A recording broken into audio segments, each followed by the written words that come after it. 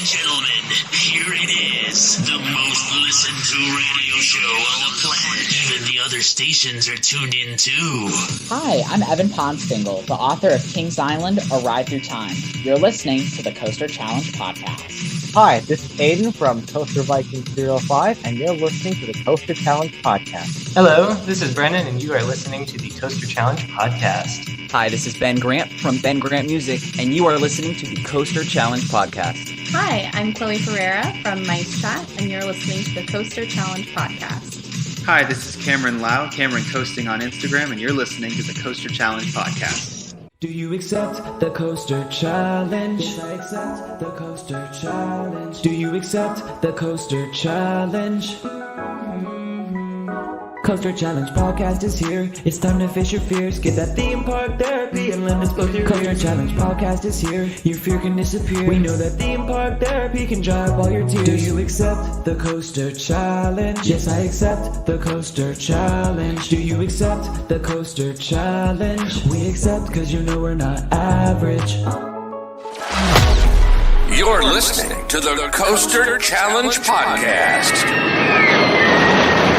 A journey where people become fearful to fearless, all from riding roller coasters. So please, secure your hats and glasses and keep your hands and arms inside the podcast. It's time to accept the Coaster Challenge with your hosts, Kim Dykes. Hello, everyone. This is Kim, one of the producers for the Coaster Challenge podcast, and I'm happy to have a new guest joining me today. Extreme Thrills, a highly successful digital content creator, is here to share his story with us. Welcome to the podcast, Extreme. Hello, everybody. I'm Extreme Thrills, here to tell my story, my roller coaster story. Well, we are all clear and out of here and ready to hear it. I've already learned a bit about you through chatting with you on social media and watching some of your videos, and I'm excited to learn more. Please share with our audience a few things about yourself as it relates to your love of roller coasters and amusement parks. So I grew up watching roller coasters on YouTube. I love to travel. Anything that have to do with roller coasters, moving around, flat rides, anything with amusement parks, I'm there for it. I'm going to know it. I'm going to look for it. I go to sleep thinking about roller coasters, waking up thinking about roller coasters. So everything is roller coaster. It's, you know how everybody have that one hobby aside from going to amusement parks? That is my hobby. I love it. I love it. That is absolutely incredible. I'm a lot the same way. Now, we have this thing here. I don't know where you're from, if you deal with this much. I'm from Kentucky. So we have this thing called an off season, where I have to, unfortunately, be pulled away from coasters for work and that sort of thing.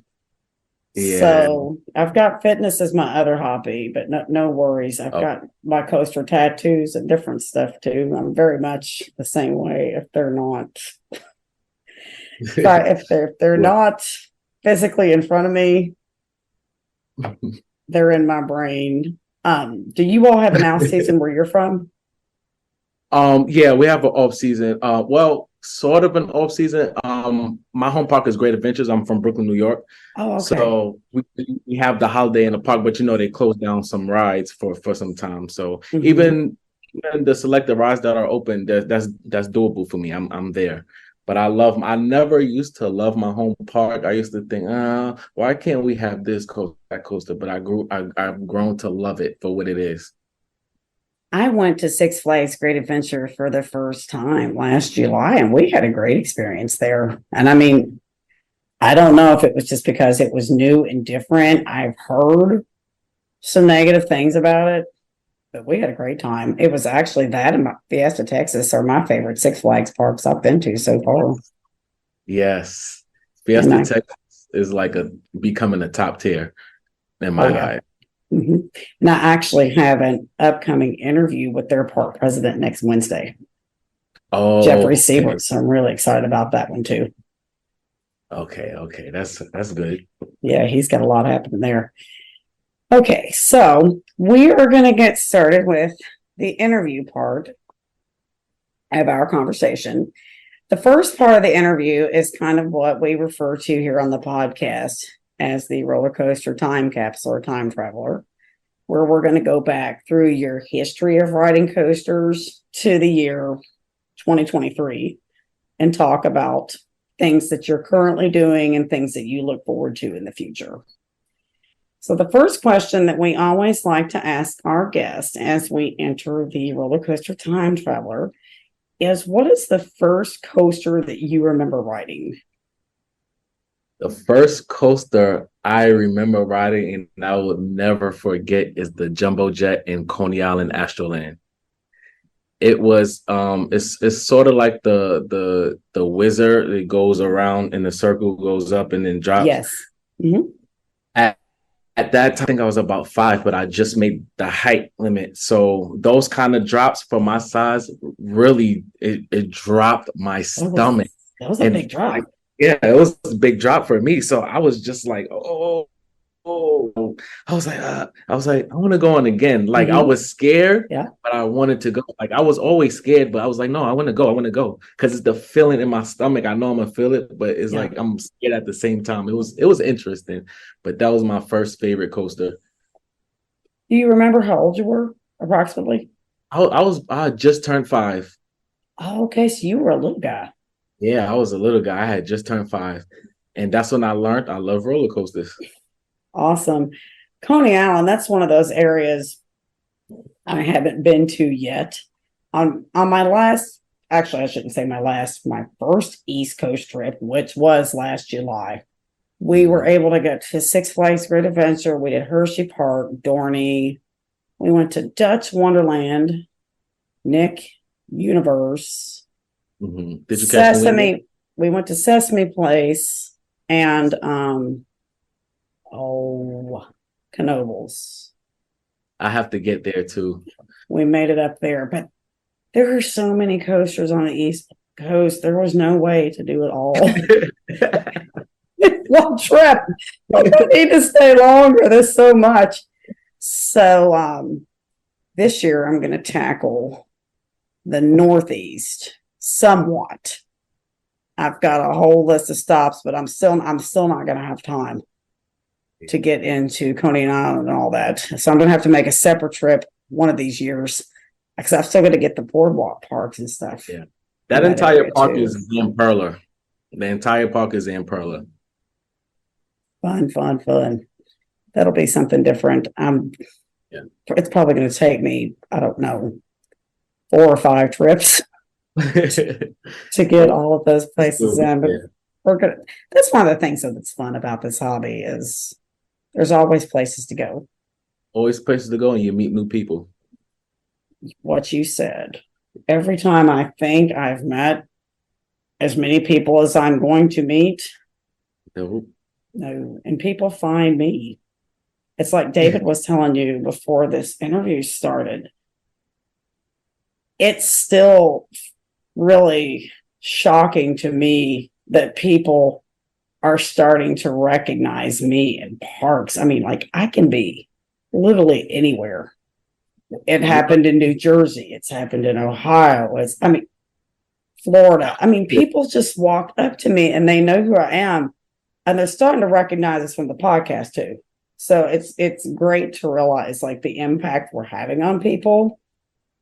But at the same time, I'm like, oh, you're not done. There's still more people to meet. It just oh yeah. It just amazes me that having an interaction with me can be that meaningful to someone that I've never met before. Oh no, that's the good part about going to the parks. You meet new people, and there's always good energy in the parks. Always. And there's never a bad day. No. In a park. And if I'm having a bad day, I go to the park. Then as soon as I step in the park, my day just changed. Yep. People complained about Iron Gwazi going down. When we were there on our spring break trip, I found it surreal because that's almost 1,000-mile drive for me to sit in the Iron Gwazi station with no one there. It was very peaceful. we waited that whole thing out. And we were the only people in line when they reopened it. Oh, hey, all right, they reopened it. All right. Yeah. So, like- I mean, that was like one of those moments of, I don't know if this is a smart move or not, but we're going to find out. And that was one of the best decisions we ever made. It was fantastic. Yeah. Okay. So, going back into the time capsule, you've told us about your coaster, the jumbo jet that got the love of coasters started from you. A common theme I hear people talking about in lines is, how scary is the coaster scary? Looking back on the coasters what is the one that has scared you the most? This was recent actually. This was in 2021, Six Flags Magic Mountain X2. Yes. Tell me more, because that is the only coaster on the planet I'm actually nervous to ride. I want to hear your take on this. I wasn't nervous at all. I wasn't nervous, but when when I woken up, I seen the big Raven turn. I said, okay, I get into the station and I sit down. The one thing that bothered me was the restraints. That's what made it scary. So it's like a hard book bag. You close the restraints like a jacket, and then you push it down. Did it bang your head? No, it don't bang your head, but it does bang your calves. It bangs your calves, so you get off with hurting calves in the back of your legs. The back of your legs are hurting when you get off. Okay. It's a good ride. When you get off the lift hill, you do the little dip, and then you flip, you drop on your head. Yeah, and make sure you turn on your head, you drop, and then you're going from there. And the last Raven turn, the very last turn before the break, is the most intense part. That's what I've heard. There was a previous guest that told me on that very last Raven turn to put my hand behind the back of my head. Yes, do that. You have to do that so too. It doesn't hit. I didn't bang my head as hard, but I learned to lean forward a little bit. But lean forward. Okay. Yeah, lean forward and put your head back. But it's a good ride.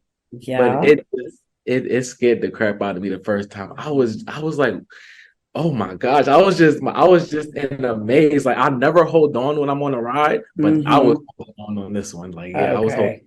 And I actually had another guest. This coaster's been a really popular topic with guests that I've interviewed. Just actually, one guest told me he flat out blacked out on that drop.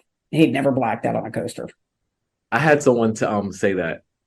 Someone said they blacked out on that. And I love a good gray out, but I've never had a blackout, and I can't say that I want one. And then I'm like, what the hell? You blacked out going head first down a drop? I'll take the gray out, but blackout, no. I want to see the whole ride. Yeah. Well, and he said they actually, when he was in the station, they're like, sir, you have to get off of the ride. He was still sitting there just halfway stunned, trying to come off of it. And one thing I have been told is to ride towards the front at first and then graduate backwards if I so choose to do so to the back. See, I didn't know which way was the front or the back. I was just so excited to ride. I just took a seat, and the station was empty. There was barely nobody in the park. I went around in September. The station was empty, and I just took a seat. I thought it was the front seat. Come to find out, it was the back seat. Oh, I didn't know we go up the lift hill backwards. Right, you go up the lift hill backwards with the seat rocking. So I was like, all right, the back. And yeah. And when did you ride it? This was September 2021. Oh, okay. I went September 8th to the 13th. Yeah. California is one of the big areas in the United States that are on my list of places to visit. I haven't gone yet. I'm hoping within the next, realistically, I'm thinking 2 to 3 years. I'll make it out there. Then once I finally make it to California at some point, it's my goal to get over to Europe. But with inflation and everything, I've had to really focus on places that we can drive to for the most part. And hopefully by the time my kids are getting older, so my son has a job. By the time my daughter can start working, pulling in some money, that sort of thing. California will get closer to becoming a reality. I had to save for that one. Yeah, I did. And I've already told him, I said, when we make that trip, I said, that may very well be the only major road trip the only major trip of the year. You do that, you do Cali, you might as well stay out there for 2 weeks and hit everything, because the parks are spread out. They're like 2 or 3 hours spread out. So it makes sense. And that's what I've been told, is you go out there and allow enough. And that's what I do when I go on trips. I allow enough time to do it and do it right. I'm a school teacher, so I'm off during summers, which is nice. So when I go, even when we went to Six Flags Great Adventure, I spent about 2.5 days total at that park. I really want to have time to experience the park, not just ride every coaster once and leave, or, especially the good ones. I don't do that. I don't either. And the good ones, the great coasters, the bucket list ones, I want to ride enough times to remember it. Yes. Because if I don't remember it, it just falls into the mix. After you ride so many coasters, you start to forget the experience. And that's why we show up through the week or the summer when typically crowds are low. And that'll give us enough times, to get in some good marathons and stuff and ride enough times to where I retain the experience until the next visit. Okay. So let's go back to this scary coaster known as X2. What about it when you were looking at it scared you? And how were you feeling when you approached the station? So when I approached the station, I'm just looking at the big X2 sign, and then I'm looking at the lift hill. But before I even got in the Six Flags park, I was in my Uber riding past it, because it's an angle that you can't see the first drop and the first turn inside of the park. You can only see it outside of the park driving past it. So I was very close driving past it, and it seemed so huge, like something for a giant, like it was just big. So I was like, this is massive. This is really massive. I said, I got to get in this park. So I got in the park. So when I got in the parking lot, I had to wait 15 minutes because I was early. That's how excited I was. I was early, 15 minutes early, and I went straight to the back. I was the first person in the station, and I just took the one of the end seats. But walking up to the station, I was like, I'm finally about to ride X2. I've been watching these videos since I was a child. I'm finally about to ride it. And it was well worth the wait. I can say that. I think I've introduced myself to X2 on YouTube around 9 or 10 years old. Okay. And I've been obsessed with it. I was obsessed the way it was just photogenic, the drop, the turn, the curves. It was just a coaster like I can look at all day. But yeah. Wow, the picture you've just painted in my mind. It's this combination of fear / excitement at the same time. It's like air. I'm not afraid of anything as far as coasters go, except this makes me a little bit nervous, but I want to find out more. You have to. Yeah. You have to. So after you got off of that first ride, how were you feeling? My legs was wobbling. Your legs. But I went right around back to the entrance. I loved it. Okay. I was amazed. I was stunned. It didn't let me down. The only downside was, the calves. But other than that, I Mhm. got over the harness situation, and I still held on. I didn't let go because I Yeah. just, you know, I enjoyed it. It's not a ride you can complain about, but some people find something to complain about. But I loved it. You're the first person that's told me about this calf thing. I've had other people talk about their head. Heard other people talk about a headache. I haven't heard anything about the legs, The legs. but The I'm legs. curious. I'm Yeah. definitely curious now. What, if any, impacts on your life did riding that coaster have? Um, it taught me because I felt like I was gonna fall out. I did feel like I didn't like the restraints. So it impacted a little bit more fair, but you can always trust the manufacturer. You Yes. can you can always trust the manufacturer, and I do. I trust them. It had a real big impact on me. I looked at coasters a different way now. After that, I looked at them in their own way. Being that X2 is the only one in the United States, the only Mhm. one of its kind. It just brought a whole new feeling over me. Like I rode this. This is the only one in the United States. I felt good. It just made it was like a better feeling about myself. I don't know what Mhm. about it, but it just made me feel better. So yeah, I was actually having that same conversation with what you just talked about with a student of mine at school today. She was asking me about a roller coaster, and she was telling me how her and her friend thought they were going to fall out of a roller coaster. And I was telling them the same thing you just said. I said, look, I said, these things are designed to create something, called airtime, where you're supposed to come out of your seat. They're designed to do that. You are safer on that coaster than you are in a car. Trust me. You I are say that not, all the time. yes, you are not going to fall out of the coaster. Just trust I wish it. I wish I could just take your voice and just project it every time somebody says something like that, because it's just like wow. Mhm. And they don't realize you don't have to staple yourself to stay in there. You're not coming out. It's what they're designed to do. Right. Yeah.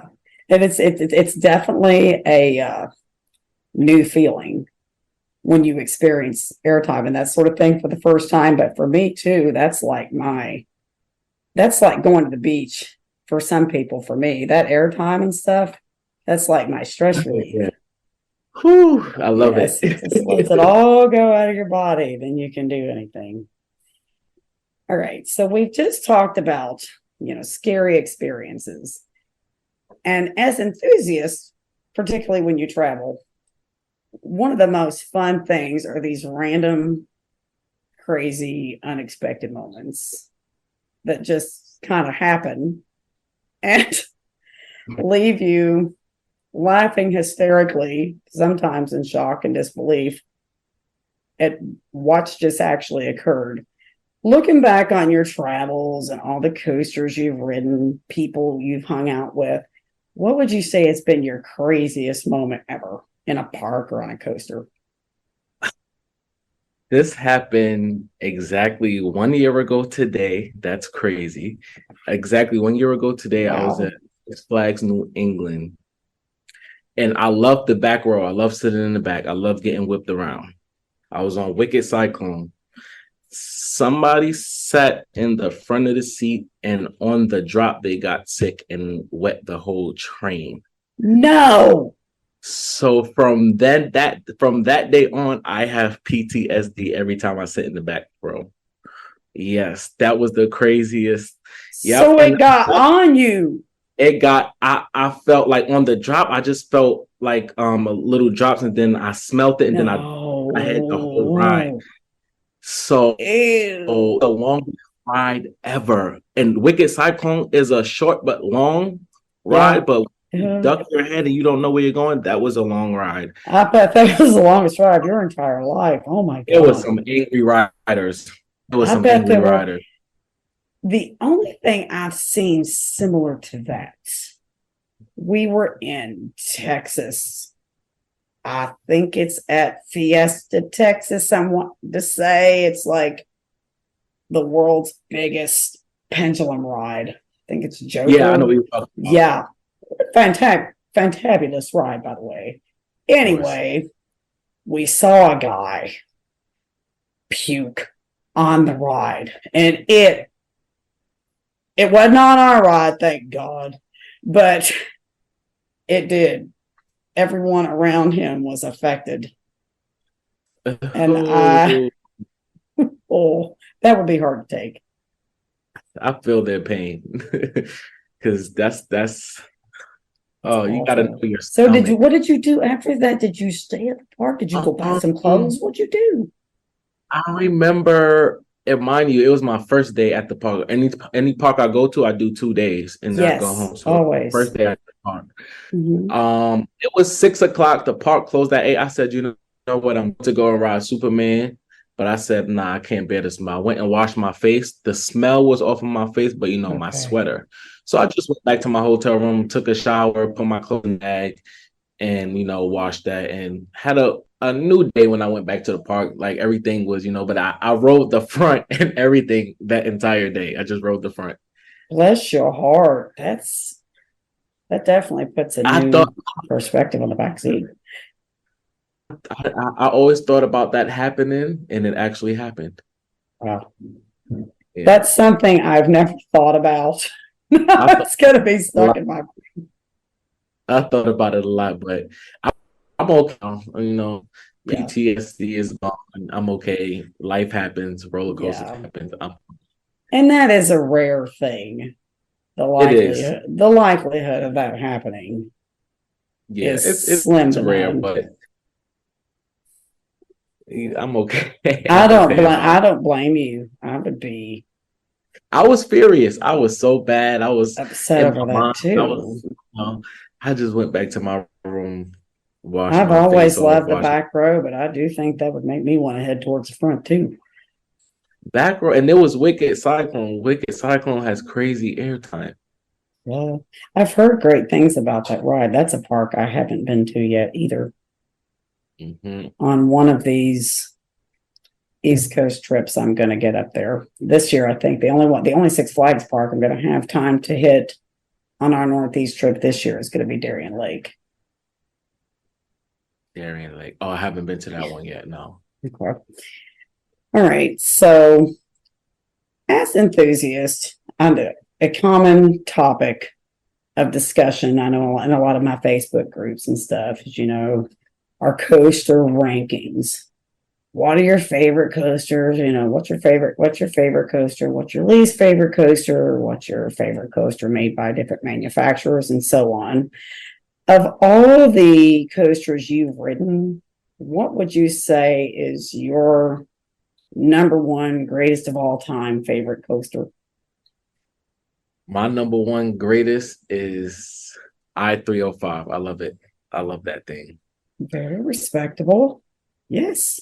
Tell me more about that. What do you love about it? For me, in the coaster, I look for speed and intensity, and it has the twist and turns, the high speed hill, and the little pops of airtime. Yes. When I first, because Carowinds have B&M Intimidator, but it's not as intense. So when those two first came out, I saw both POVs, and I thought the one at Carowinds was better. So when I actually rode I-305, before I rode, I'm like, it just has a 300-foot drop and it just does twists and turns. It don't really do anything. But it told me something when I sat down in that seat and I left that lift hill. It told me something. And I grayed out. I grayed out on the turn, came back, and it was just speed. It was just whipped side to side. The laterals on that thing are insane. Oh, it was so fun. I have never felt anything like it. It met my exact needs. Like Fury is great and all, but I feel like 305 is for me. I totally get that. I had the opportunity to marathon both coasters on back-to-back days last year, which is nice for me because I really wanted to be able to get a full comparison, of Fury to Intimidator 305. And I'm not going to lie, Intimidator 305 was one that had to grow on me. When I first experienced it back in 2022, I don't know why I was just a bit overwhelmed. I mean, not overwhelmed, underwhelmed. Like, it had a good drop. I think everybody gets a gray out, down there going through that turn, but it just didn't, I guess, wow me. But I'm also one too that will give coasters that are especially coasters that are supposed to be great, every opportunity, to see if I can learn to like it better and that sort of thing. With more rides, try different roads. I'll try adjusting my rider form, how I'm riding and what I'm doing. And that happened for me last year with Intimidator 305. Now, I will say, I still do prefer Fury just because of the grace. Just the grace, the flow, the ease of riding. I'm not mad at your opinion either. I do get what you're saying. I put Fury under Intimidator because I've never seen a B&M move so fast like that. So I do. This is true. For that, I stepped in a parking lot and Fury was like, I said, that's a B&M. Yeah. They give totally different forces. Now I will say it was 32 rides on Fury the day before. And then the day I did Intimidator 305, I did 31 rides total that day. And so the thing I found that really made me like the ride better, it's currently my number 11 overall. Now that may adjust. I've got some things, trips I'm taking and stuff this year. It could still bounce back up. I don't see it moving down. But one of the things I found I needed to do especially with those laterals, wasn't just to keep my hands up, but wasn't just to move with the ride, but move more forcefully with the ride. That for me made it better, with those laterals. So it didn't, snap my neck or whatever as much. I just had to literally throw myself with it. And for me, that helped. And the gray out, I love a good gray out. And I knew, just keep your eyes on the airtime hill. That little airtime hill you're talking about, I love it. Because and every single time I would just watch the airtime hill, and I knew as soon as I popped up, my vision would immediately, boom. It's like a long floater. It's so amazing. Yes. And the thing, and I guess the thing I appreciate about Intimidator 305 is that is not a ride everyone can even ride more than once. So for me, it's kind of like the thrill of the chase. What can I do to conquer this beast? What's it going to take? Because I'd been to the park before. So when we showed up that day, I did 17 rides that morning, went and had lunch, then I went back to Twisted Timbers. I did 14 rides on that, went and had dinner. I made it back to Intimidator 305. They'd only cut it down to one train, so it slowed me down a little bit. But I did 14 more rides. I finally got a night ride on it. So, I mean, even though I have a slightly different opinion from Intimidator 305, I have mad respect. Oh, I give respect to Fury as well. Yeah. And Fury is not my number one. Fury is my number 6 overall. But they are both masterpieces of a ride for what they are. Yes, what they're designed to do. And I think it just really, it's a matter of apples and oranges. What's your preference of forces? Because they're so different, but they're so great in their own way. Yeah, they're all great. And I love the fact that you said, I'm not going to get mad about your opinion, because My opinion is if you get mad over somebody's opinion of coasters, you need to go find another hobby. It's supposed to be fun. Yeah. Yeah. And There's everybody, thousands of opinions in the yeah, coaster. and everybody's body is different. My experience at 5'3" is going to be a lot different from somebody that's a foot taller than I am. You know, just different bodies experience things different ways. And I'm going to feel things differently at my age than a 16-year-old kid. I mean, it's just the nature of a ride. And there are no wrong answers. If it makes you happy and you're having fun, go for it. That's what it's all about. Right. All right. So I-305 is your favorite coaster. Let's go to the opposite end of that spectrum. What would you say is your like least favorite one and done coaster? If you have any, don't ever want to ride it again. I do, but that may change after the conversion, which is Grizzly. Yes. Oh my goodness. I rode like, you know how you're driving a car and you put one hand behind a seat to look back, and I was holding on like that for dear life. I didn't know what was going to happen to my back. I remember when I got off that, the one time I rode it, Yep. back in 2021, I said, I think the thing has got to have square wheels. That was my response. It was so bad. And when we returned last year, I walked straight past that thing. I rode in the first row. I went April 2nd last year. I rode in the first row. And that was it. It wasn't bad. It was okay. But I always go to the last row, and that's where I beat myself up at. But it was all right in the first row. Okay.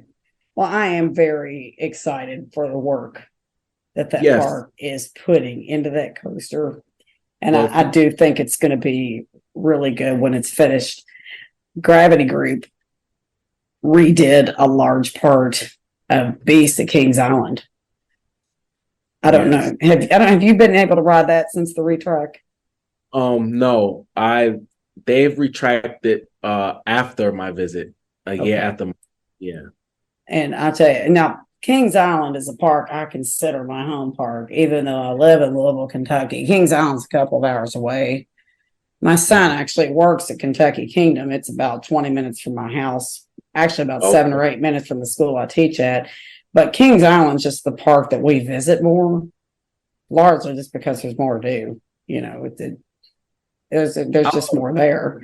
And the Beast, I'm telling you, it was getting rough.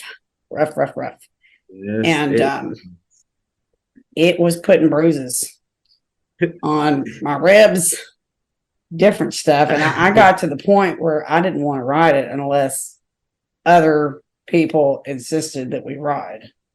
So, you know, I'd go around or two on it. Row 17 was bearable. But since Gravity Group did their magic on it, it's okay. It's a lot better. It's a whole lot better. And they've done great work at Racer on Kings Island as well. Real good. They worked on Racer too. Yes, they redid the blue side last year. The red side is complete this year. I've not been back on the red side yet, but I'm going to ride that when we go back. We're going to go back. I think the date is May 7th. It's on a Sunday.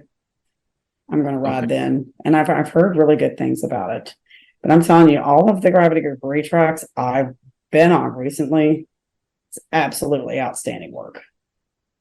That's good. I remember on the Beast particularly going into the tunnel, like I would literally have to brace my neck or it would hurt. I actually had to retrain my brain last year. I caught myself a number of times tensing up. Like, you can actually relax now. This is okay. It's not going to hurt you. in any row. They did a good job. Then sound like it. Yeah, they've done a real good job, and you can ride in any row, and it's a painless ride. Wheels of all costs, avoid the wheels. So if there's hope for that, there's great hope for Grizzly. I hope so. You and me both. So I've seen through your videos and stuff that you have visited a number of amusement parks. Of those parks that you visited, what are your favorite parks that you've been to, and what are some parks on your bucket list? My favorite parks that I have been to, I have 3. I'll consider my home park my favorite, but that don't count. So Universal Islands of Adventure, that's the favorite part because of the theming, and it's very immersive. Like, it's so magical. Like, yes, it's a great experience. My second one, Six Flags Fiesta Texas, because of, first of all, the Quarry Roll just brings out a whole different environment for the park, doesn't it? And the lineup is just great, and they're always getting new additions. So their park is most likely up to date. It's kind of up to date. They have everything for family, children, adults, but the Wall of All Things to me is what stand out because they also use it when it's Holiday in the Park. They use that as the wall projector, and it's like a whole show on the wall. That would be a nice thing to see. That's one of my favorite parks as well. Nobody really talks about that park, really. Well, as I know of, I think they need to start talking about Fiesta Texas because it's coming up there. Well, I'll tell you, your home park and Fiesta Texas, those were my 2 favorite new parks that I visited last year. And, they're amongst my favorite parks that I've been to. I love Islands of Adventure as well for the same reasons that you do. Like, oh, yeah. I like the Seuss area. It just fits my personality. It's weird. Little big, quirky, funny. Like, I don't even have to have a coaster. I can just sit there in that little area and just be in my happy little place as long as I want to be. It's great. And the quarry wall you're talking about in Fiesta Texas, that was something that really got me on Iron Rattler, was how they utilize that drop, it's like it's an essential element of the ride. Yeah, the ride wouldn't be the ride without it. Or Superman uses the wall, and Superman and Iron Rattler, and it's just fantastic. But Iron Rattler was just more unique to me, the way they used the wall. And the drop on Iron Rattler, that's like the most unique drop on any coaster I think I've seen anywhere, period. End of story. I wasn't expecting that. Right. At all. And then when we hit that drop off the quarry wall, I'm like, what was that? It's just, it's not an experience that you get. No. I don't care what other RMCs you've ridden, you're not going to get that experience, anything even remotely like it anyplace else. Nope. And Great Adventure, man. I mean, King to Caw, Jersey Devil, El Toro. That's one heck of a 1, 2, 3 punch. You don't get that at just any park that you walk into. El Toro would get to you. Oh, El Toro is it's my number 7 currently. It's my second favorite Woody behind Voyage. Oh, you got to get there. You got to go to Hollywood Nights at some point in your life and ride Voyage with the trim brakes turned off. I'm going for my 4th time this year, and we call those rides the Church of Voyage. Everybody gets redeemed. It's my number 2 behind Iron Wazzy. And talk about track work. That park maintains that coaster like no other. It maintains, and it's because last year they had it. Oh gosh, they'd done a ton of track work on it. They had that thing running so well. I mean, it was literally so fast. Multiple people were saying, like, how is this thing even staying on the tracks? It was so fast. And I went back in the fall and I noticed it was developing a couple of little potholes. And interestingly enough, they announced at an event shortly thereafter that they're retracking that entire part of the coaster for this season. I mean, they are just right on top of it. Yeah, right on top of everything. But in coasters, you have. Yes, you have to be, and that park does an incredible job. And Gravity Group again, with their, with their retracking and their, maintenance, it's incredible work that they do. And El Toro, I'm excited to see what it runs like once they get it back open with all of the extensive work that they're doing on it now. I enjoyed it. I liked it very much when we rode, but I did notice that, certain seats, certain rows were definitely a whole different ride experience from others. For me, it was the next to back row in the left seat. Okay, I know what seat you're talking about. Yeah, that was like the golden seat for me. And it took, I like the front row too. The front was nice. The back, I felt my head a little bit, but once they get all that track work done, I think it'll be fun. But, you don't get a 1-2-3 punch like that with coasters at very many parks that sticks with you in your head like that. And we went at a good time. Jersey Devil, that was my son's 300th coaster. We got 25 rides on that in like an hour. I mean, that line moves quick. It's incredible. We got 12 on El Toro that trip, which was good because they had to cut it back to one train. And King to Call, I think we wound up with something around 10 or 11 rides on that. I've heard a lot of hate thrown at King to Call. It rattles. I just found that invigorated the ride a little bit. Don't ride it in the back, only ride it in the front. I liked it in the back just fine, and I actually liked it better than Top Thrill Dragster, which is a hot take, because here was my reasoning. The backs of the seats on Top Thrill Dragster, they angled out some, and I made the mistake of putting my arms up on the launch on Dragster, and it pinned my arms all the way back and put bruises, big bruises right here. It hurt. It's like my arms were getting stabbed the whole ride. I couldn't get them loose. And and on King to Call, I kept my hands up the whole ride. I just leaned my head forward a little bit so the restraints, didn't bother my head. I found it very comfortable. I like both of them. I did like Top because of the lap bars, but I still like King to Cut better because of the airtime hill after the drop. Yeah.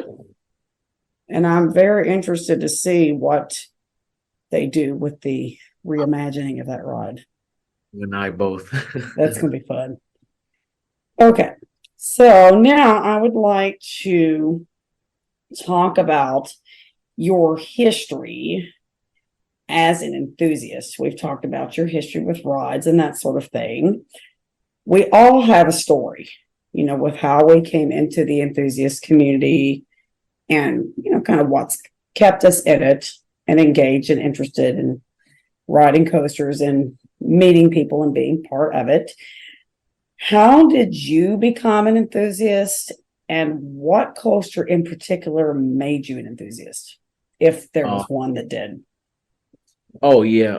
So my aunt, my godfather,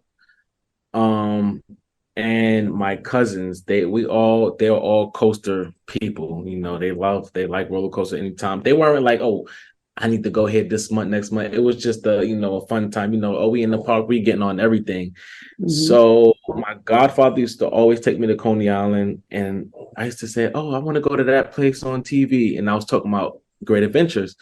So my cousin mom, which is my aunt, she always used to throw bus trips, to Dorney Park or Great Adventures. Those are the only two parks I will always go to, mostly Dorney Park.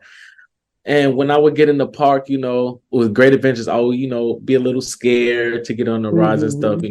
I would do Skull Mountain, but I wouldn't, like do the other bigger rides. So I was with my mom and my aunt one day. We were in line for Medusa.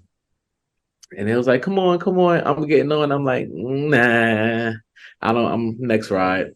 So then when I got home, I said, man, I should have got on. So then next time we went to Dorney Park, same thing happened on Talon. He said, come on, let's get on. I'm like, nah, I'm good. Got home, I said, man, I should have got on. So I went to Great Adventures one day. It was Fright Fest. And I said, I ain't punking out no more. I lost all my cousins, my friends. I lost everybody in the crowd. So I said, oh, that looks cool. It was Batman and Robin and Chiller. Stood in line for 1.5 hours. So I got on and I was like, okay, I like this. I couldn't do it. The line was so long. Went and did Batman. I was like, I like this. I was like, okay, I like this. I was about 12 at the time. Went to Great American Scream Machine. I was like, okay, yeah, this is cool. This is awesome. Went home. I was like, oh, Auntie, can you throw another bus trip? When the summer came again, Auntie threw a bus trip to Dorney Park, and that's when I fell in love with Talon. It is great, Ember. I love that coaster. Yes. It just brought it out of me. It's my favorite ever. So it just made me not care about no other heights. I was Daredevil from then on, slingshots, everything. Awesome. And my aunt, she had lupus and scleroderma. And she was losing limbs and stuff as life went on. But she made it her life dream to ride King the and El Toro before she left this earth. And that's exactly what she did. And anytime a new coaster came out, or world's fastest or anything, she's like, look. They got the world's fastest coaster coming to Cedar Point. I said, you lying. They don't have that. They would never build something like that. People can't. I looked in the newspaper and it was. There it is. Like, wow. So I think 2 years later, look, they built this Great Adventures in New Jersey. The same thing but tall. I said, you lying. I looked in the paper and there it was. So that was like one of my favorite aunts. And she loved coasters as much as I do. She didn't let nothing stop her. When that she was an amazing story. Yep. When she was getting on King the Cut, they saw that she was missing like fingers and stuff. They was like, are you okay? She's like, yes, please strap me in so I could go, And she loved the woman ride, yeah. Yeah. So all of them, my cousins, and mainly my aunts, they got me into it. So anytime I was around, because I didn't have at that time, I didn't get a phone until like junior high school. So when I was a kid, anytime I got a chance to a laptop, if you go in the history bar, you would just roller coaster database, YouTube, roller coaster. So I would know my stuff a little bit early. So that's what got me there. And now I'm just like, I wish she was still here so she could enjoy the trips that I take too. I love it. I love that I grew up that way. Well, it's very clear that her spirit lives on through you. And I can just see the joy and the passion talking about her, that she brought you and the experiences that you got to share with her will be with you always. And what a blessing for you to be raised in a family that loves coasters, because I'm kind of on the opposite end of that. I'm the outsider, like, what in the world is she doing? Is she having a midlife crisis? What are you doing? I don't. No. I just found the thing that cures all ailments, all worries, all stress. I used to ride coasters some growing up. My family wouldn't let me ride them a lot. I was the youngest of 3 siblings. And I was told, literally they were scary. I was going to fall out. And I wasn't really allowed to ride much at all. We'd go to Kings Island once a year. I rode the Beastie known as Woodstock Express now, few times, and it was about it. Eventually, I don't ever remember when I got to ride the racer once or twice. I did get to ride it backwards when it ran backwards. That was fun. And I wanted to do more, but they wouldn't let me. I don't remember when I did get to ride King Cobra. And that was actually a good stand-up.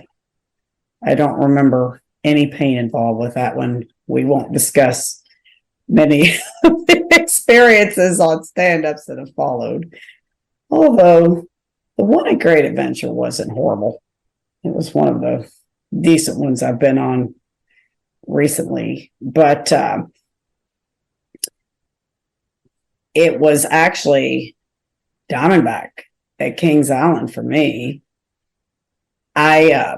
My son, he was born 2005, and I quit riding coasters completely after he was born with his autism and stuff. Well, of course, before he was born, I didn't ride while pregnant, but with his autism and stuff, he was scared of everything. He wouldn't ride anything. And then my daughter was born in 2009, and she was too short to ride a lot. She wasn't really scared, but she was what we refer to as vertically challenged for a long time. And I sat and looked at Diamondback and stuff at Kings Island for a long time, and I didn't get to ride it. Now, I did have the experience of riding. I rode Son of Beast with the loop before I had my son. I actually enjoyed that. I rode it a few times. I rode Vortex back when it ran well, before it became a brain boxer, and I enjoyed that one. But Diamondback, for me, it was back, I was telling you about when my son had me go to those Coaster Kids meetups. When we went to that second one in 2019, the night that I decided I was going to start losing weight, and really get my life together. It was that ride on Diamondback that changed my life. We did Last Train of the Night. It was at 1:00 in the morning at Haunt. And my son and I had started riding Diamondback in 2018. And I had put my hands up on the ride, but I had never let my fear go and put my hands up on drop. Not one time. Scared to death. And I finally did it that night. I was riding with my daughter, and I put my hands up on the drop for the first time. And then she looked at me in the ride, and she's like, "Now put your feet out, Mom." Oh, I thought I was going to die. I'm like really contemplating life choices. I'm like, I don't know if I can do this. Did you do it? Yes, I did it. And it was the first time I relaxed enough to feel airtime. I just, because when you're stapled and fighting everything, and I was so big at the time, I could literally just about keep myself all the way down the seat, feel real good and secure like that. When I finally felt airtime, and I felt just all that stress, all the negativity, all the worry, just whoa, every airtime hill just flowed out of my body. Yeah, that was the ride that literally lit a fire in my soul. It brought me out of that 5-year depression, and really just gave me some motivation. I'm like, I want to meet more people. I've had the best time today I've had maybe ever, making friends. I want to ride more coasters. I want to fit on more coasters. I want to be able to walk around parks and not be in pain. That's what made me an enthusiast right there. Yeah, I see a lot of people, they change, like, they'll post, I used to do the walk of shame, but now, I'm fit, I see a lot of change with people like that really love coasters, and they do something about it. Yeah, and that's actually a part of Coaster Challenge that we're really excited about. We're expanding from a podcast in the fall. We're going to become the Coaster Challenge Network. And we're going to have a fully operational YouTube channel. And the first component of our YouTube channel is going to be a series with me and my son called Trimming for Coasters with Kim and Jay. And we're going to be, and I've got a lineup of people set to do video interviews that are sharing stories of their weight loss. Some have already lost the weight, some are in the process of losing the weight, with the mission of riding coasters, talking about different eating habits that work for different people, because one thing's not going to work for everybody. Right. What types of exercise work for different people. My son and I are also going to be providing exercise videos, like how to, and how he does an exercise versus how I have to modify it as a 47-year-old with arthritis, but how we still get the same results, trying to reach it across different age spans and that sort of thing. We're also going to be talking about how to eat healthy when you are on the road and in amusement parks, how to get in exercise and activity when you're traveling, which can be a challenge, especially with the food and stuff in parks, if you don't really know what to look for. We're also going to be looking into interviewing park culinary staff as well, doing like video interviews and stuff. So we're really excited about that, because I've had a number of people that have mentioned this. And Andrew was actually our other executive producer, that had the idea. So I'm very excited to get this next component of this up and rolling, because I think it's going to help a lot of people. And not just my son and I helping people, but, hearing what's working for other people. I think that's going to be helpful for many people that are out there that are on the same mission we're on. We all just want to ride coasters and have fun. So as enthusiasts, I know a lot of people count coasters. I didn't even know that a coaster count was a thing at first when I started, and I finally sat down and compiled my list. I've currently ridden 365 coasters. I'm looking forward to hitting 400 this summer. That's going to be looking to be up at Canada's Wonderland. I think my son he's going to do Leviathan for 400. I told him I would take Behemoth since I got El Toro. he took Jersey Devil. I insisted on El Toro. I wouldn't give it to him, but I told him this time he could have the Giga. What's your current coaster count? 225. 225? What was number 200? Number 200 was, because I remember it was Still Ill. That's a good one. San Antonio. That was actually a good coaster. Do you remember what 100 was? 100. Where was I when I did 100? 100. I think 100 was Hagrid's. That's a good one. Great family coaster. My 100th was Time Traveler, Silver Bar City. And 200 was a day I'll never forget. It was the day we had a Coaster Challenge meetup. It was my first visit down to Islands of Adventure. And boy, did we have to plan this out and make sure we hit the nail on the head.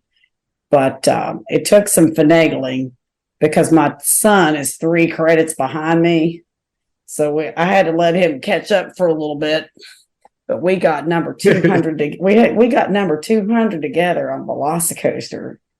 And the people from Coaster Challenge, we filled up a whole train on that ride. Okay. That's cool. Yeah, that was fun. And then 300 was El Toro. And I keep hoping I can make like some of these bucket list coasters, the milestones. And it's looking like, with what I've got planned this year, that Canada's Wonderland, the Behemoth and Leviathan thing's going to happen. Fingers, toes, arms, and legs crossed. But I've got plenty of wiggle room on this one. So I think I'm going to be able to do it.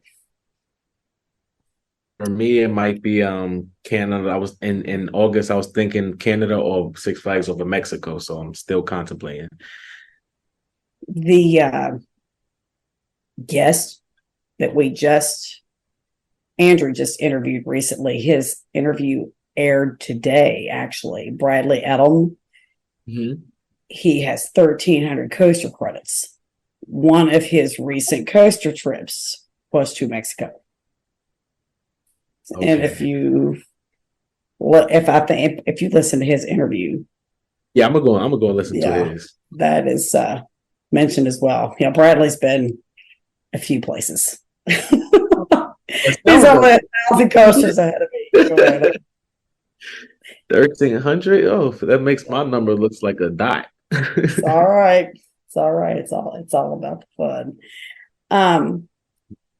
You told me about your milestone coasters. Do you have any idea yet what you would like number 300 to be? I'm so close to 300, so I would like number 300 to be Starfall Racers and Universal Epic Universe that's not been built yet. Mm-hmm. I would like that 300. I mean, it doesn't open until 25, so I'm pretty sure I can get 75 coasters elsewhere in between that time. Now, I've not researched Epic Universe much yet, just because I've been so busy. I've not, with work and everything, I've not really had time to sit down and read the details. What type of coaster is that going to be? This is going to be at Mack Rides. Ooh. Mack Rides. It's a multi-launch, has 2 launches, and it's dueling, and they intertwine a lot. Is it going to be one of the spinning ones, or just? No, it's not going to be spinning. Okay. They are going to the spinning one, but it's going to be on the other side of the park. Ooh. But I've seen this coaster in person. The Starfall Races, the dueling one. Last time I was in Florida for my birthday, I rode past it. The airtime hill is but the first one. Oh my God! Unbelievable.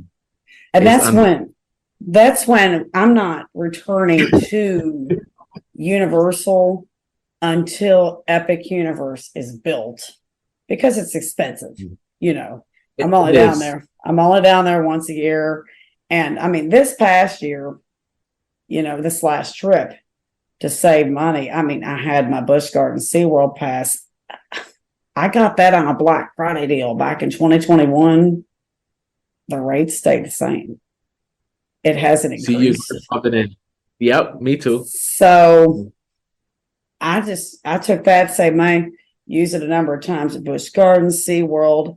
I was originally thinking of going to Islands of Adventure, but I'm like, you know what? We still don't. I'm a credit chaser too. I mean, I'm a diehard credit chaser. If there are credits in the area, my God, I don't care if it's the rinkiest, dinkiest, kitty little coaster on the planet. If I can get my butt in the seat and they'll let me on, I'll ride it. That's just, and none of my trips are complete without these silly little credit chases we do. We'll take a whole day and just drive around to different places. Why not? If I could do it, I would.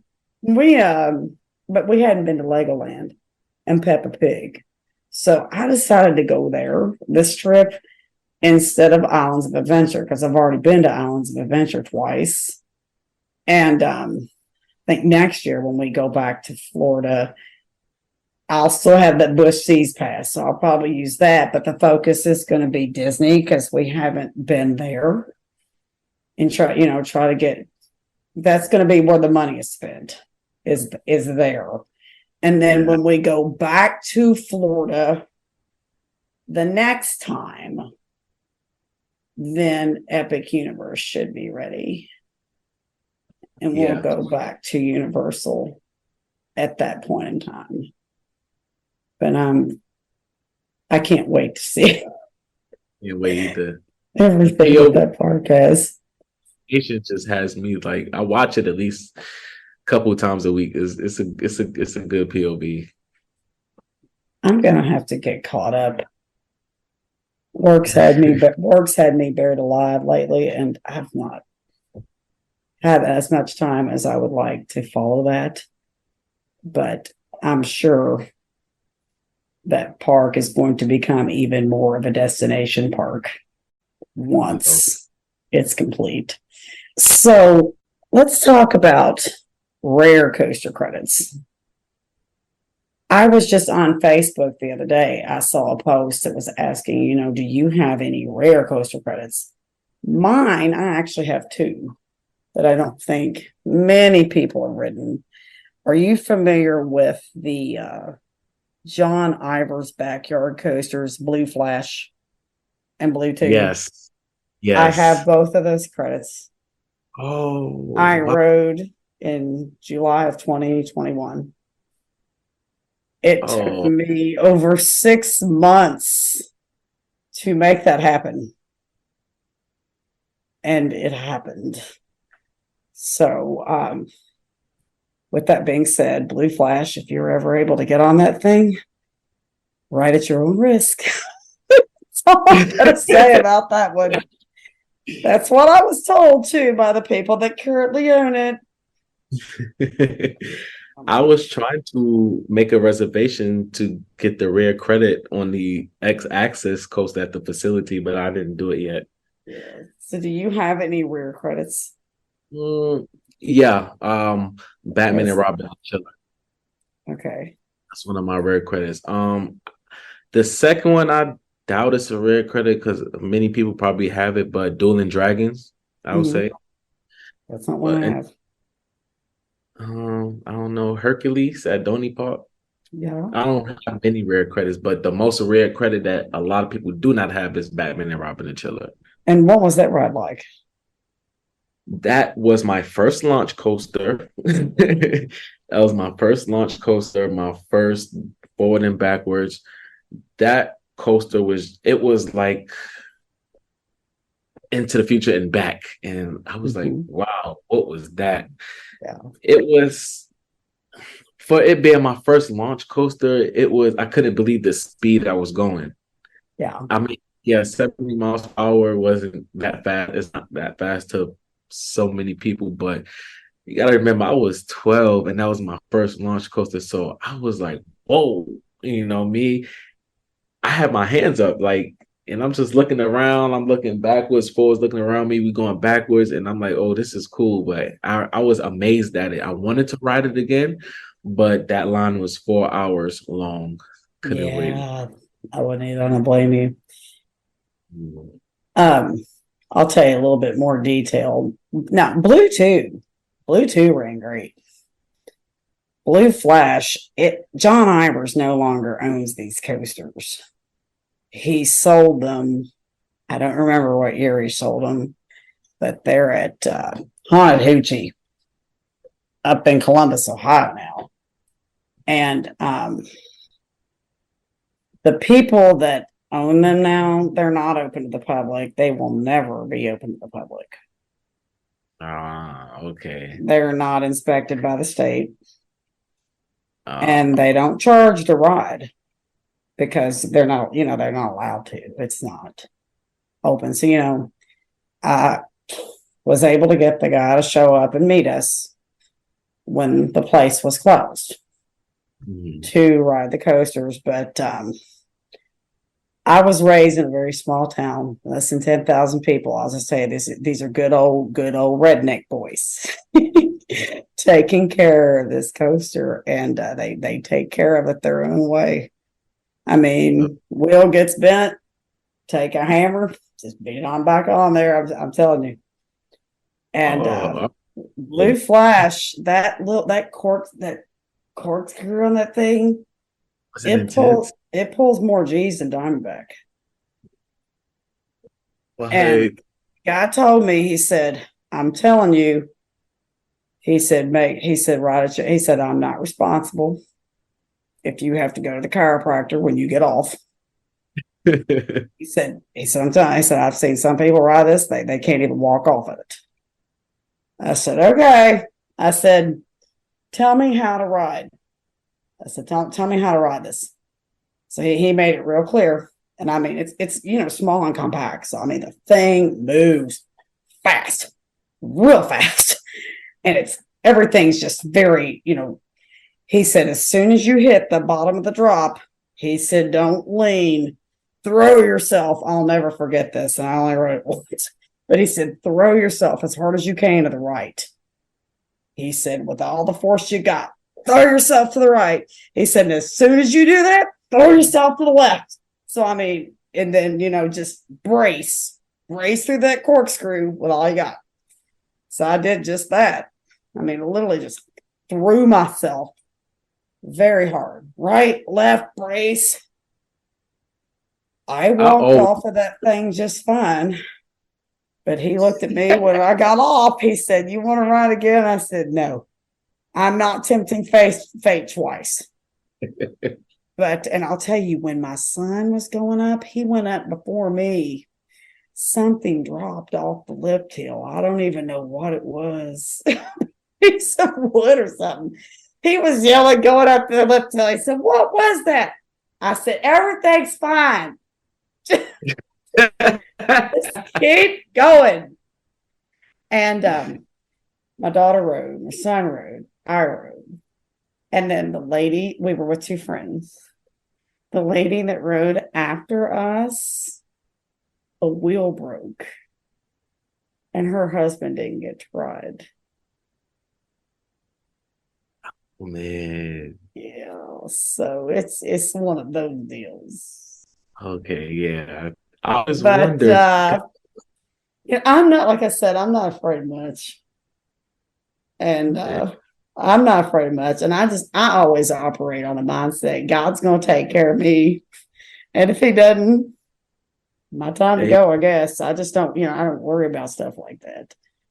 And it was definitely an experience that I won't forget. He invited us back to ride again to do this Blue Flash documentary. And I politely declined. I didn't want to ride it again. I'm telling you, I did not want to ride it. It's I can tell by your face. It's a little shady. I did it right once. I don't know if I could do it again. I don't know if I want to go again. I thought I'd tell him no to that one. Okay, so I know you talked about the fact that you travel, and I've seen, through the videos and stuff that you produce on social media, that you definitely like to get around. What new coasters are you most excited to experience this year? Definitely Wildcat and Air Force One. Those two are I have to get those two before the year is out. I mean, Surf Coaster, yeah, fine and dandy, but I've done a stand-up coaster, even though that's a different generation. Yeah. But Wildcat and Air Force One, those are the main two. And specifically Air Force One, everybody been saying the good things about Airy. I wrote it. Yeah, I know. You had things to say about it. Yeah. It's great. And I'll tell you, it honestly took me by surprise. And it took some time to grow on me, like I-305 did. We drove up that day from Orlando. Took 9 hours to get there. We started riding. I think we left at 6:15 or something in the morning. It was early. I don't sleep a lot on my coaster trips because if I do, I'm never going to get anywhere. I'll sleep when I get home. But we showed up in the afternoon at Fun Spot. We started riding about 4:00 that day. And I mean, it's a fun spot in the middle of nowhere, honestly. So there's never any big line or anything. We had plenty of time. We did shopping. We got videos, pictures, and still rode 21 times that day. And which for me to get there that late and still have time to do, that much, I was very happy. And I feel like I really got to get a good feel for the ride. I'll tell you, at first, I was like, I don't know. It was fun. I liked it. I mean, there's not a bad RMC out there. But the bunny hops at the end, they were getting my thighs. And, but it's like I was talking about with the Intimidator 305 too. Like everything up until the bunny hops is insane. And the last inversion was giving me a grayed out. The only other coaster I even get a gray out on, only other RMC that gives me any gray out is Iron Gwazi. I don't get that on Still Vengeance. I don't get Iron Gwazi's it. And and Iron Gwazi gets me out. Iron Gwazi and Boys are the only two coasters that get me out of breath. And then you get the gray out with Iron Gwazi. It makes it even better. But for me. But anyway, I'm like, okay, yes, it's short, but the pacing on this thing is crazy. Mm-hmm. And it feels like it's faster than it is, honestly. But those bunny hops, I'm like, okay, I got to see if I can do something with these bunny hops, because this thigh killing, it's killing my joy of the ride a little bit here, So is that quad down different from Lightning Rod if you've ridden Lightning Rod? Oh, I've ridden Lightning Rod.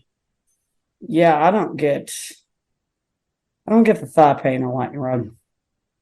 Okay. But I'm telling you, the airtime, especially on those bunny hills at Air Force One, it's violent airtime. I mean, it's not like Iron Gwazi is easy for me to ride. Yeah. This is violent, crazy airtime. So it took me probably 4 or 5 rides to figure some things out. I moved the restraint down just a couple of notches. I still left, about a fist top to bottom for airtime. I pulled my feet up off the floor. I'm short, so I can do that. And made myself relax more than even I thought humanly possible. And on those bunny hills, just literally, just literally moving, like be one with the ride and just, give yourself completely to it. That did it. It got rid of the thigh pain. And now it does break very hard at the end. So I just had to make sure as soon as I hit that last bunny hill, feet planted on the ground, and I would just push myself up a little bit so it didn't throw me. But that did it for me. Once I could once I found a way to make it not do that, the more I rode, the more I fell in love with that coaster.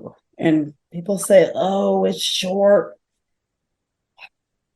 It's a coaster. It's a great coaster. It is. And I mean, it's my number 3 now. And Wildcat's Revenge. My God. I mean, you've got this underflip that looks insane. It's got the duration of like Still Vengeance just about. So with no block break. Yeah. No break run, I mean. Yeah. Me. So this is going to be a hell of a coaster. Yeah. Hershey Park did it with this one. I mean, Hershey Park has an awesome lineup. They do. They're working with their height requirement, their height restriction, and they're doing it. They really are. And the other ones I'm excited for this year, there's a few. Ravine Flyer 2. I've heard really good things about that. People call it the mini Voyage. I love Voyage. And getting that last North American Giga, Leviathan. I've heard good things about Behemoth. And I've also heard that Yukon Striker is one of the best dive coasters. So I'm looking forward to those. But I'm really hoping I have the time to get back to Hershey Park this year. If not, it might get pushed back till next year. But my summer break is going to be a couple of weeks shorter than it usually is. So I'm just going to have to see how much time allows for. We also do some traveling in the fall and stuff too when I get breaks. So I'll see what opportunities present themselves because I'm really hoping to be able to get on that coaster this year. That I think it's got a very good possibility of running neck and neck with Air Force, potentially being even better. It's hard to say. And one thing I've learned is never, ever, ever judge these coasters based on POVs. I learned that with I-305. Oh, yeah. And I learned that. Go ahead. I heavily underestimated Iron Gwazi based on the POV big time. Mm-hmm. And ever since then, I'm like, I don't care what the POV looks like. I don't care how long the ride is. I have to get on the ride and experience it for myself. And I don't listen to other people's opinions either. Nope. I like my own. Yep, absolutely. So one of the things that, or should I say the main thing that got my attention with wanting to interview you and talk to you and learn more about you and hear your story is seeing your post on Facebook and Instagram, which can be very entertaining. I think I first saw you on Facebook and watched these videos where you're on like some of the biggest, craziest, like most intense thrill rides in the world, and there's just no expression whatsoever. It's great. And I looked you up on Instagram, and I'm like, oh my gosh, this guy has an absolutely huge following, and I can definitely see why. Because like the more the videos I've seen, the more I want to watch. And it's fun. And it's like, how can he legitimately look that flat and chill, on that level of a ride? And it has me curious. Tell me more about your experience as a digital content creator. Like the sorts of things I'd like to talk about are, what inspired you to get started? And then, how many followers do you currently have? What challenges have you faced? And what positive impacts have you seen that this has had on you and other people? For one, how I got started was during the pandemic. I started traveling a lot. That was like 2018 was like, I figured out that I like traveling, and I would have like my friends take me to the parks and stuff, whenever they can. And it's like, wait, I'm old enough to travel on my own. So I started traveling on my own. So during the pandemic, I went to a lot of parks. I went to a lot of parks that I never went to. Before the pandemic, I've only visited one Six Flags. The end of that season, I've went to about 5 or 6. So the pandemic kind of helped me like figure out what I want to do, and it helped me like, it's like I'm like, okay, create an Instagram page just for roller coasters. Just post pictures that you do, you take places that you go. And I just started doing it, not looking for a bunch of likes, but showing like, look, there's this coaster out there. You probably haven't seen this one. And there are a lot of people out in the world that have never seen a coaster that all of us have seen here in America. They could be somewhere else in the world. Oh my gosh, where is that? That looks fun. It's not over there. They never saw it. So, it's interesting to them, and they share it, and people start to like it. So, one day, there's 2 videos that got me viral, which started me posting more often every day. The first video was Griffin at Busch Gardens. People amazed at the drop, the pause, and then the drop, and then also before the drop on the right side of the camera, there would be like say ah in the Coca-Cola bottle. So that would catch a lot of people's attention. I got like maybe 4.1 million on that video, and then I posted it again maybe like a month later. I got maybe 10 million on that, and then Be Viral contacted me, was like, hey, can we use your video? This was for the one on the drop tower, the drop tower at 65 Magic Mountain, Dr. Doom. They were amazed with that. They were meant about that and stuff. I'm not sure how and why I'm able to like keep strong, like not strong faces, but like my calm face. Rides relax me. They're very relaxing. Sometimes I'll say this so that everybody understands me, for the people that's listening to the podcast. During the first hour of the day, that drop will get me. I'm not going to lie to you. Off camera, my face will scrunch up, my stomach will drop. But after the third ride or a different ride or something, you know, I'm calm. This is my therapy session. Like, I'm enjoying this. Like, you know, like people be like, oh, who wants to see your face? Who want to see the ride? I'm just showing, like, you know, how calm and relaxing a roller coaster can be, instead of how scary people think they are and stuff like that, you know? Because when I'm in a theme park, this is not my territory, but this is where we belong. This is where we belong for the day. You know, we're enjoying ourselves. And I just want people to look at coasters as fun, instead of saying, oh, well, they're dangerous.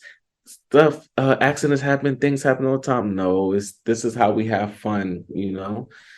I just want people to see that. And for Instagram, I have 174K followers.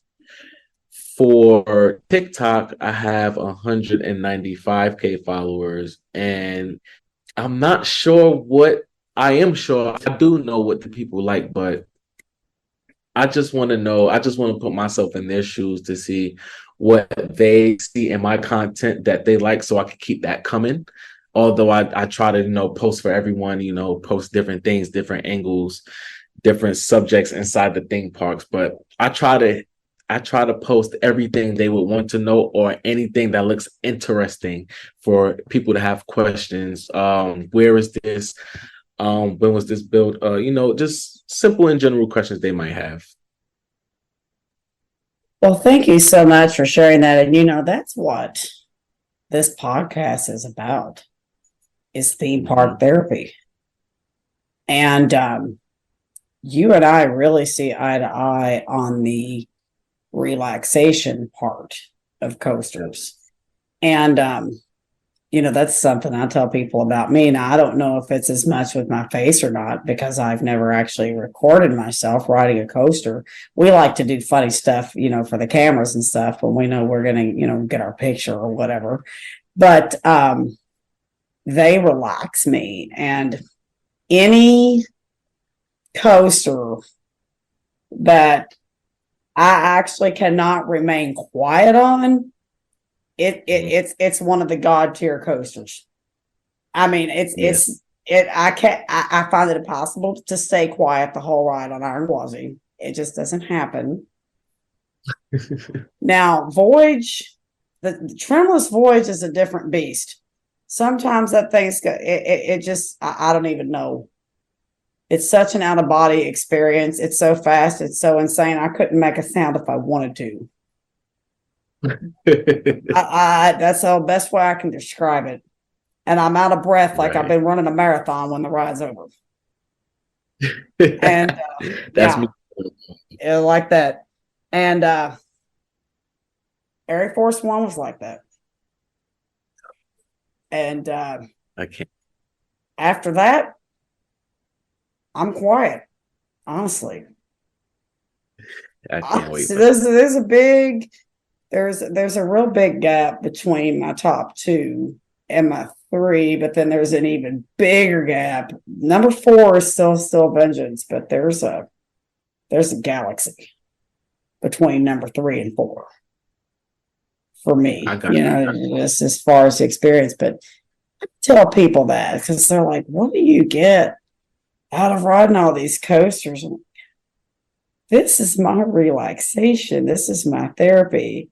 And kudos to you for showing that to people. Because, you know, and now that I hear it from you firsthand, I get it. Because, from the outside looking in, it's like, why is are he you doing having any fun?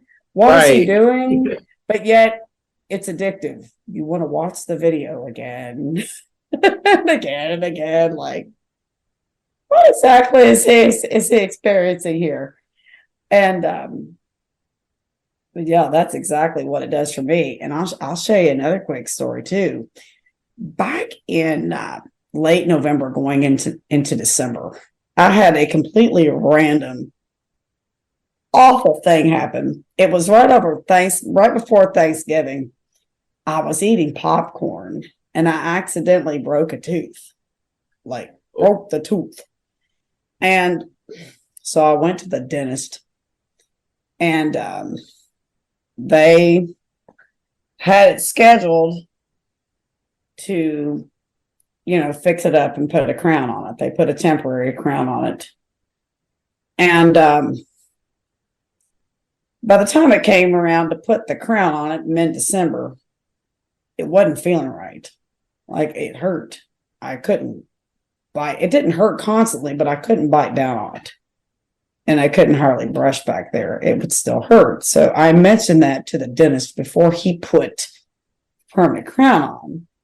So he's like, well, we better hold off on this. He sent me across town to another guy who did a 3D x-ray on it and discovered this only happens in like 1% to 2% of people. Of course, I was one of the lucky ones, that I had something called resorption, where my body was actually eating the tooth down inside the canal. It was developing a major infection, which could have gotten into my bloodstream and been potentially fatal.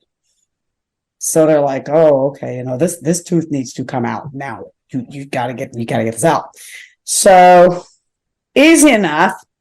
Went back across town the same day. Dentist took the tooth out. Thought I'd be good to go, right? Wrong answer. All this pain set in over Christmas break when the dentist office was closed. The only pain I would compare to this was childbirth. It was that bad.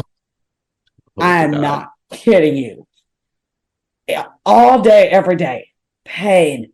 It was radiating top to bottom, all the way across half of my face. And it would like have these spasms and shoot up into my head.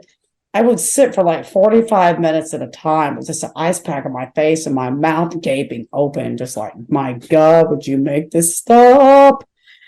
I finally got into the dentist right after Christmas.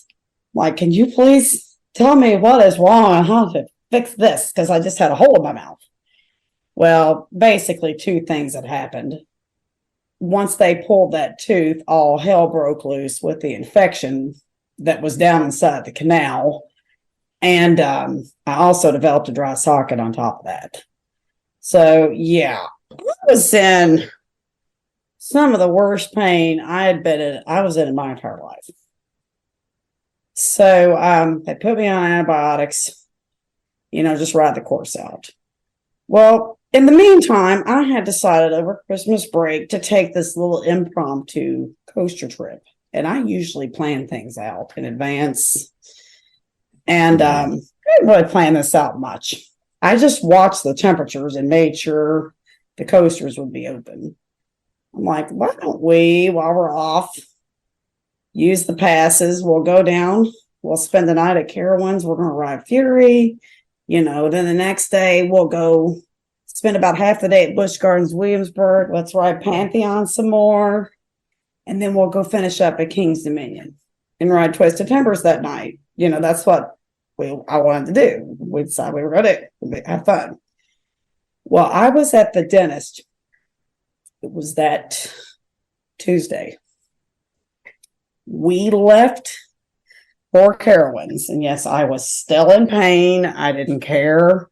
I'm like, I'm heck or high water. I'm going to take this coaster trip before I kill somebody because I got to do something to get my mind off this pain. We left for Cowan's Thursday morning. That night, after all my rides on Fury, all the pain was gone. I didn't have to take any more pain medicine. It left. It's the cure. And it never hurt again. It's the cure. Roller coasters are a cure. They really are. I'm joking about it, but I'm serious. I call it the healing power of steam. No, people think we're playing when we say that. I will go to a park with a backache or something. Yeah. At the end of the day, it's gone. I've never experienced, I've experienced the stress relief and stuff, clearly from coasters. And, the mental balance, it helps you keep. But I didn't realize, yes, coasters can cure pain. Mm-hmm. Straighten out the back. Yeah. I will tell that story to anybody that will listen to it as many times as I can tell it, because coastal therapy is a real thing. It is. And I take advantage of it every chance I get. Me too. Me too, for sure. All right. So you have shared with us in quite some detail, and thank you for doing so, your experience as a content creator and some of the successes you've had. What tips do you have for aspiring digital content creators that are trying to get into the community? All I can tell them, because I just woke up, the algorithm just caught me by luck. So all I can say is, follow what you want to post. Even if you just post just because, and use hashtags. Try to post angles no one ever posted before, or things no one never posted, or things that you forgot to post, just something that's interesting. You have to grab your audience within 3 seconds of them swiping, because if they're not interested within 3 to 5 seconds, they're going to swipe. So the thing is, you want to grasp a lot of audience to your page. Once you got 1 or 2 videos that they like, keep the reels coming, and then you will pop up on their newsfeed. I have family members and friends telling me, "You're always popping up on my newsfeed. I don't know how you're always popping up on my newsfeed." Or my friend, they keep showing me these videos, and I keep telling them that I know you and stuff. So it's like, you can post little by little, and your things may get a lot. Also, because Instagram and Facebook is connected, you can make sure your accounts are linked, and when you post on Instagram, it'll automatically go to Facebook, and you have 2-3 times the audience. So okay. Now, we talked about your videos previously where you had no reaction, and you've explained quite well what you're trying to communicate with your audience with those videos. Are those the types of videos that seem to get the most attention from your followers, or have you found more success with other content as well? I find more success with the other content. The reaction videos are just, it's like because I'm always putting out a POV or an off-ride footage. So sometimes I feel like the reaction video is a bit different. Even though there's some people who do it, but I'm not. I did. It gave me an idea to do. I don't know his name, but when I find him and I find his name, I will definitely give him his credit, because I didn't start doing it until I saw his video. He did the video on Doctor's Doom and Six Flags Magic Mountain. So I got my idea from him, and I just expanded my idea. So he's really why I did it. I don't know his name, but once I find his name, I'll give him credit.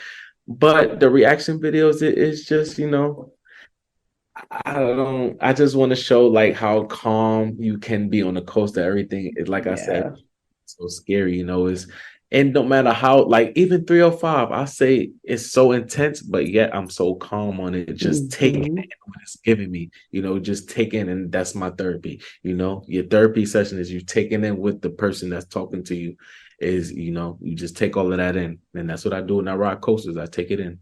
All right. Now, this next question, I want to make sure and give you some context as to why I'm asking it. We recently had a previous very young guest from our first season of our podcast unexpectedly pass away. Dustin Lystra was his name. He was, I believe, 16 years old. And, when things like that happen, it really makes you do a double take, on life in general. David, our executive producer and the founder of the podcast, was friends with Dustin as well.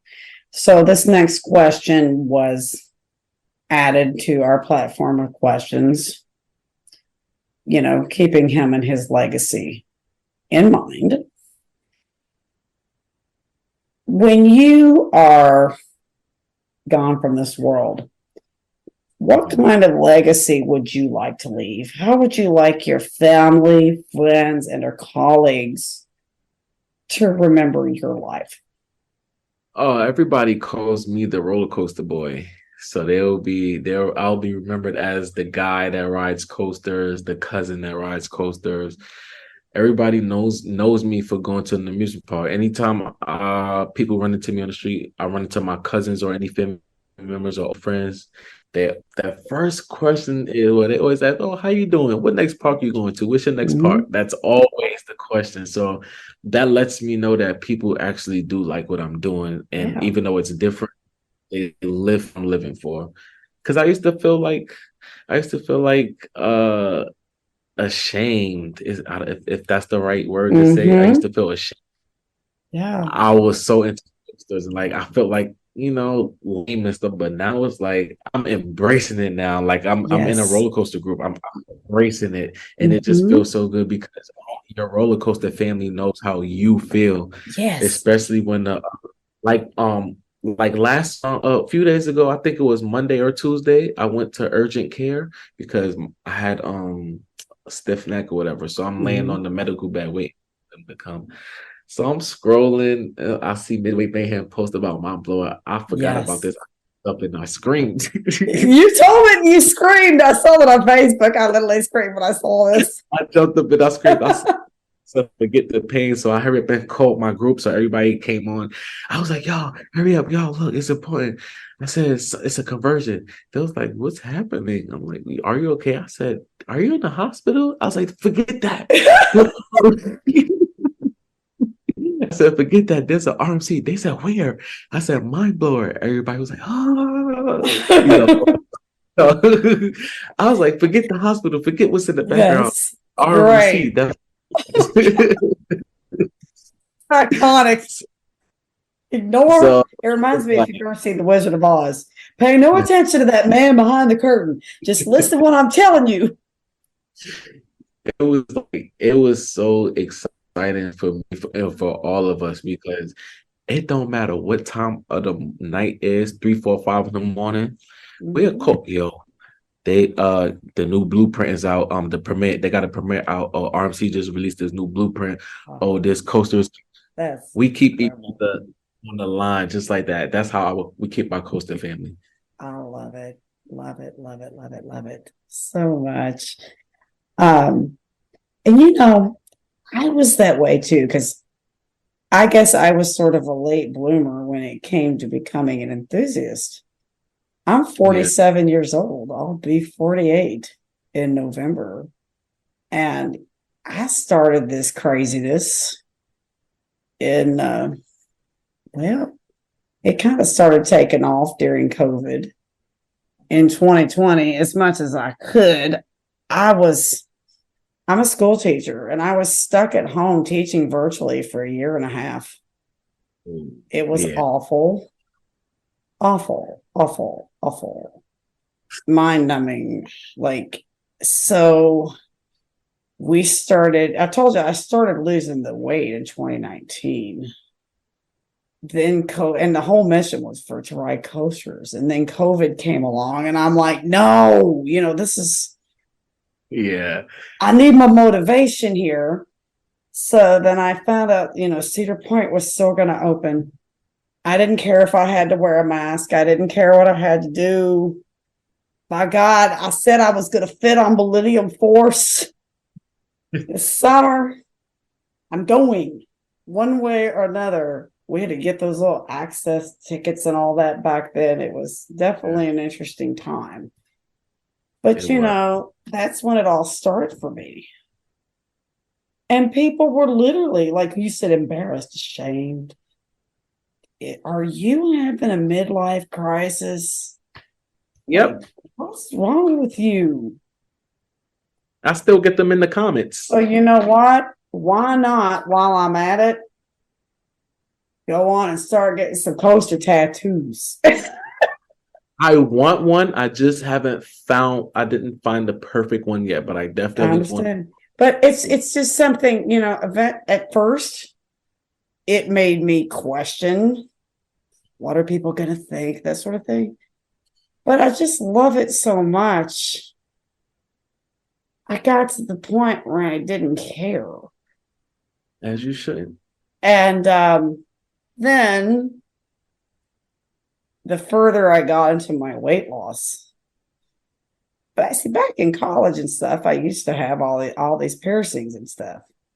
And when I started gaining weight,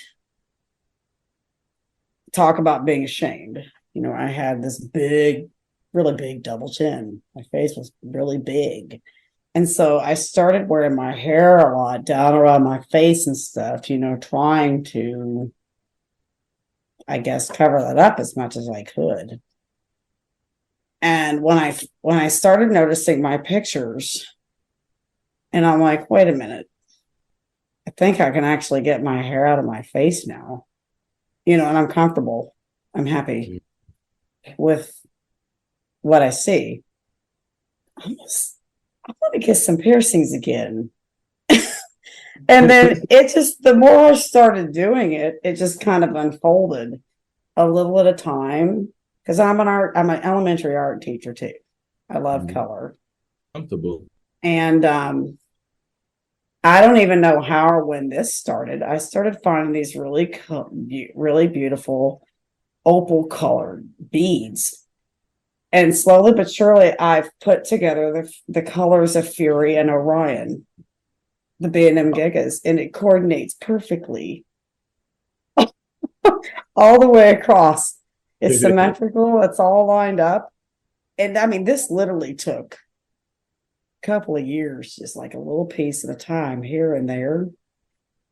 And it just somehow came together. But I'm happier than I've ever been. And I'm not worried. I'm not worried. And if you don't get it, you don't have to get it. That's right. That's a you thing. That's right. It's a you thing. Those that get it, those are your people. And I'm one of these people too. I love being around people, but I'm also good. I can go do it by myself if need be. And that can be peaceful too, because when I'm with other people, of course, I'm not going to go marathon a coaster. When I'm with friends that want to, do other things or whatever, I'm not going to treat my friends like that. Sure. If somebody shows up in a park to meet me, my priority is spending time, with those people. I would never, put a coaster over people. But some of my most peaceful days too can be when I'm by myself, or it's just me and my son, and we show up and we know we're just going to marathon this day. That's what we're going to do. And so there's peace and solitude to be found in that as well. Just depending on the day and the time and the people that are around or not around the day. I go to my home park by myself all the time anyway. It's like an hour and a half away from me. So I already know what I do. I got a routine when I walk in the park. I go to most parks if my group isn't going. It's a great experience either way, whether you're by yourself or with a bunch of people. It's just very different.